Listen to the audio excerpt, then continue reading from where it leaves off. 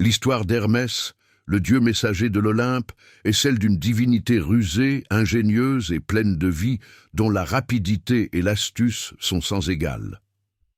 La naissance d'Hermès est un des récits les plus charmants et précoces de la mythologie. Il est le fils de Zeus et de la nymphe Maïa, l'une des Pléiades, fille d'Atlas. Maïa, pour échapper à la jalousie d'Héra, vivait cachée dans une grotte du mont Cylène en Arcadie.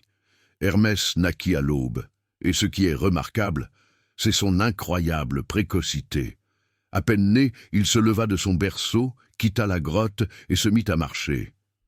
Sa première grande prouesse, le jour même de sa naissance, fut de voler 50 bœufs sacrés du troupeau d'Apollon.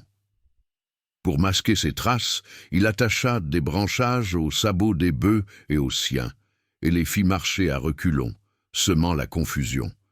Puis, il sacrifia 2 bœufs, inventa le feu à cette occasion pour les faire cuire, et cacha le reste du troupeau.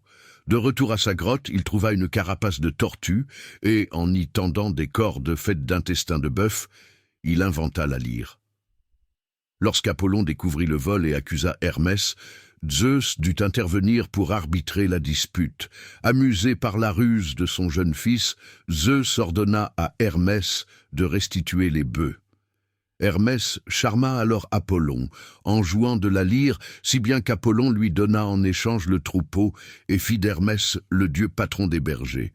En échange, Hermès inventa la flûte de Pan, la syrinx, qu'il donna à Apollon. Ce talent pour la persuasion et la musique, combiné à son ingéniosité, fit rapidement d'Hermès une figure essentielle de l'Olympe. Hermès est avant tout le messager des dieux, le dieu aux sandales ailées qui se déplace à une vitesse fulgurante entre les mondes. Il est le dieu des voyageurs, des marchands, des bergers, mais aussi des voleurs et des tricheurs, un reflet de sa propre ruse innée. Il est également le psychopompe, celui qui guide les âmes des morts vers les enfers. Ses attributs sont le caducée, un bâton ailé, entrelacé de 2 serpents, et ses sandales ailées. Parmi les faits marquants de sa mythologie, son rôle de médiateur et d'exécuteur des volontés de Zeus est constant.